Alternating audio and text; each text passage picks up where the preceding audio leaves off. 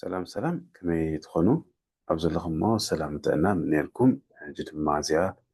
ناي جمرتي تمرتيا كم سلزونها نتوم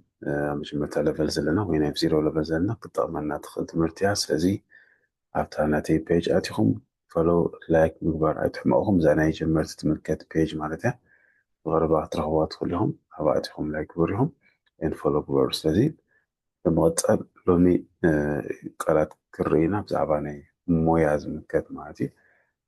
بدحري እውን ኣሙሉ ሓሳብ ኣሰራርሓ እውን ክንርኢና ማለት ከመይ ጌርና ኣሙሉ ሓሳብ ንጥቀመሉ በብክፋል እናገበርኩ ከቕርበልኩም እየ ንሕጂ ግን ናብቶም ቃላት ንኺድ ንቐዳምነት ሓረስታይ እንታይ ይበሃል ቬሪ ጉድ ተንብሎ ፋርመር ኦኬ ፋርመር ስለዚ ተንገብር ኣብዚኣ መጀመርታ ኤፍ ንፅሕፍ ድሓረይ ፋርመር ኦኬ ፋርመር እዚ ስለዚህ ፋርመር ሓረስታይ ንቕፅል ሓኪም ተኢልና ሓኪም ዶክተር ፅሓፍ ከሎ ዶክ ሸውተር ኣብቲ መፅሓፋ ዶክተር ይፅሓፍ ግን ክንበብ ከሎ ዶክተር ኢሎም ከዓ ዳክተር ብሎ ማለት እዩ ዳ መፅፈላለዩ ስለዚ ከምዚኣ ንምባ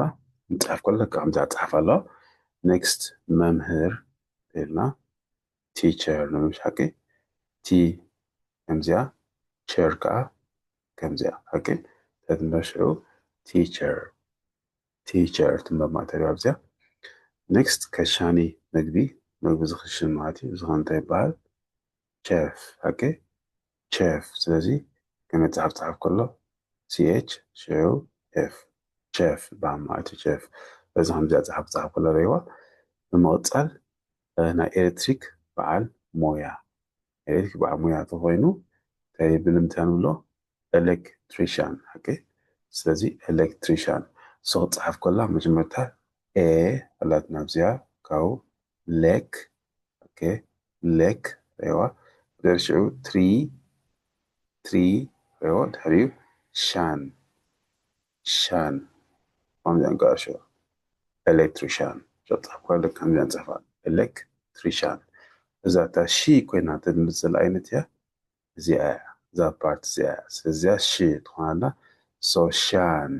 እዛ ተሓዊሳ ሻን ትኾን ማለት እያ ስለዚ ኤሌክትሪሻን ንብሎ ማለት እዩ ኦኬ ጉድ ደን ናብ ናይ ፅሬት በዓል ሞያ እዚ ከዓ እንታይ ንብሎ ማለት እዩ ጃኒተር ኦኬ ጃኒተር በሃል ክፅሓፍ ከላ ጄ አ ጃ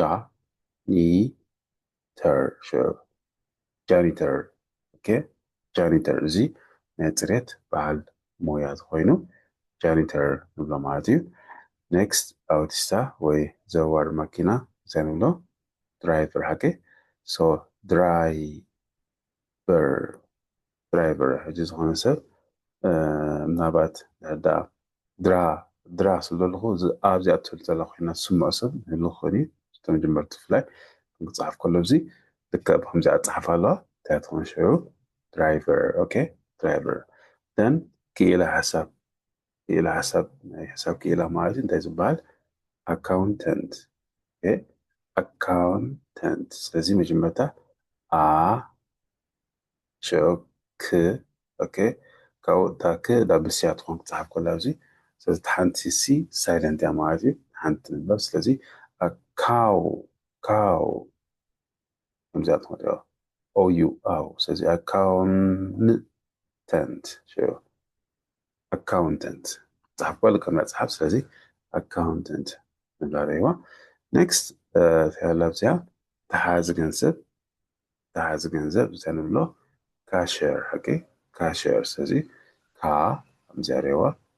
ሼር ሽዑ ከምዚኣ ጌርና እዚ ሼር ካሸር ባሽም በኮሎ ሼር ከምዚ ሸር ይኮን ድረስ ሼር ስለዝኾነ ኣብዚ ኣኻኣትወሎ ሼር ይድመፅ ስለዚ ካሸር ማለት ረይዎ ኔክስት ናይ ሕጊ በዓል ሞያ እዚ ከዓ እንታይ ንብሎ ሎየር ወይ ከዓ ጠበቓ ንብሉ እንዲ ስለዚ ሎየር በዓል ረይዎ ሎየር ከምዚኣ ንላላ ሎየር ስለዚ ጠበቓ ማለት እዩ ገለ መንገዲ ክውስኽ ከላ እንቲ ንሰብ ርዱእ ክትከውን ጠበቓ تخيلنا لويو سلازو خما تخيل ماتيا next قمقامي تايبال barber very good barber صعف كله barber لا تنريوا barber تنبشون دو كله barber okay next سعلي هون تخيل انتهين بلو photographer okay photographer سازي فوتو أدون صعف كله وخمزي أتجمر فوتو جي اف هكوات انت عندك بي اتش عندك وابزي عم زاني سيلة خيد بي اتش خدمت كله فيد بالدمت له سازي فوتو شو جرا كاو فر فوتوغرافر تلو شريوا فوتوغرافر نبو كله لازي كاب فوتو عمت يعني هم تهونكم فوتو سينماتي لازي خاني كاب سيلن دهمت يا خوينا سو بزخاتي ماتي اتا تنبو قال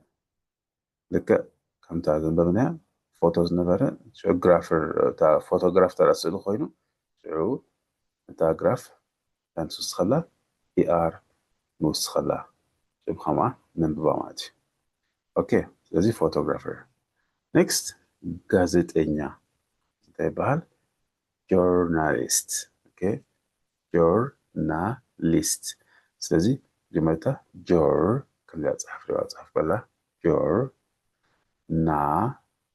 ሊስት በኮሎ ጆርናሊስት በሬዋ ጆርናሊስት ነበር ጋዜጠኛ ኦኬ ኔክስት አብራሪ ነፋሪት ተንብሎ ፓይሎት ኦኬ ፓይሎት ጻፍ ኮላ كمزي عليه زي هجر الناس مسحتنا بينا نبلا أبتدي نبقى كوميدي نبقى بيز نبقى جن حال زي هذا إكسبشن هذا إكسبشن نبقى لو بسي كمزي فلي زبالو معتي أنا هو مستفري so pilot جات صح pilot يعني صح ولا لك همزة صح pilot معتي إيه سلزي بخمسة مسافة يا كأبتدي متى هذا هرج زي مدنا قاري قاتني رداني كنقع تهنك بزرنا هالجزء እሳስ ከመይ ትነበብ እዛ ፈጣና ወቅት ጊዜ ስለዚህ طبعا خيد دن أساسي ግባ ከሎ እንዳሻይ ከማሰላፊ ዌይተር ኮይን ሰረህ ማለት ስለዚህ أساسي ኮይና ዌይተር ሐቂ ታፈላ ዌይተር በቃ በጻፍ ቆይረዋ ዌይተር ጻፍ ዝሕጂ ንወዲ ዝምልከት ማለት እዩ ናይ ጓል ተኮይነ ግን أساسي ትምትኾና እንደቀ ጅመታ ዌይት ጌርና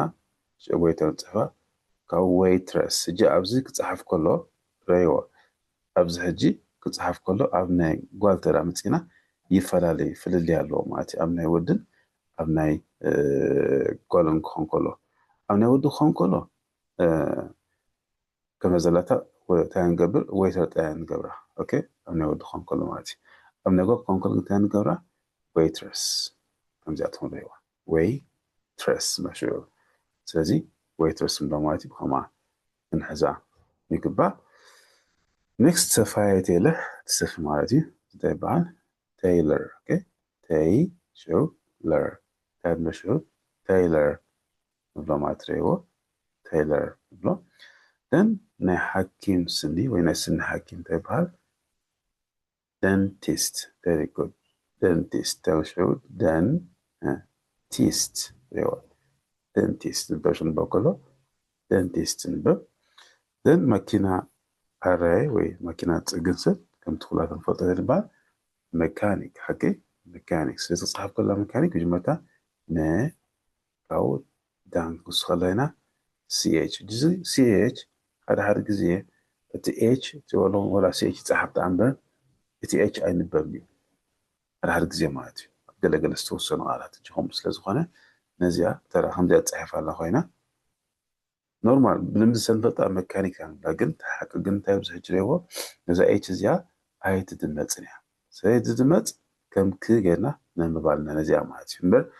እንትልክዕ መቻኒክ ንበልና ኢና ግን ሓደ ግዜ ኣለዉ ቃላት እቶም ፊደላታቶም ዘይድመፁ ማለት ኣስዋይ ደምሲኤች ሓደ ግዜ እቲ ኤች ኣይድመፅን ማለት ኣብ ዝተወሰኑ ቃላት ከማን ሕዛ ማለት እዩ ኦኬ ናይ ቅዲ ባዕሞያ እንታይ ይበሃል ብልንተን ንብሎ ዲዛይነር ሐቂ ዲዛይነር ጽሓፍ ኮላ ዲ ከምዚያ ንገብሮ ቅድም ሽዑ ኤስ ንወስኸላ ኣብዚኣ ሽዑ ኣይ ንወስኸላ ጂኤስ ኣብ መንጎ እንታይ ኣሎ ኣብ መንጎ ኢ ከምኡ ድማ ኣይ ኣሎ ቫወልስ ማለት እዩ ኣብ መንጎም ኣብ ዘለወሉ ግዜ ኤስ ከም ዝብል ድምፂ ኣለዎ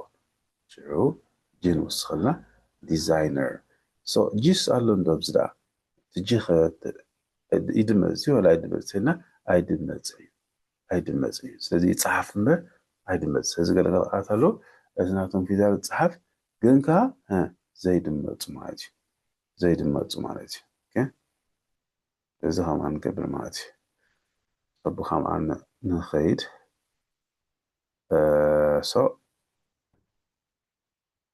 ኦኬ ንቐፅል ኔክስት ያላ ናይ ፅርበት ዕንጨይቲ እዚ ከዓ ብምንታይ ንብሎ ፍለኛ ሞነ ንሕና ብናትና ክስታይ ኣብ ካይድ ይበሃል ግን ኣብ እንግሊሽ ግን ይፈላለየ ማለት እዩ ንስኻ እንታይ ይበሃል ካርፔንተር ሓቂ ተንብሎ ካርፔንተር ስለዚ ካር ትፋድም ፔን ካውተር እጂ ገለገለ ቃላት ብልክዕ ትፀሓፍሎ ብልክዕ ኣዳምፆም ትፀሓፍሎ ገለገለ ቃላት ከዓ ብልክዕ ኣዳምፆም ዘይፀሓፍ ከምቲ ተንብቦ ዘይፀሓፍ ማለት እዩ ነዚኣቶም ብፍሉይ መደብ ገይረ ሓንቲ መዓልቲ ከምፆም እየ ኣፀሓፍኦም ካልእ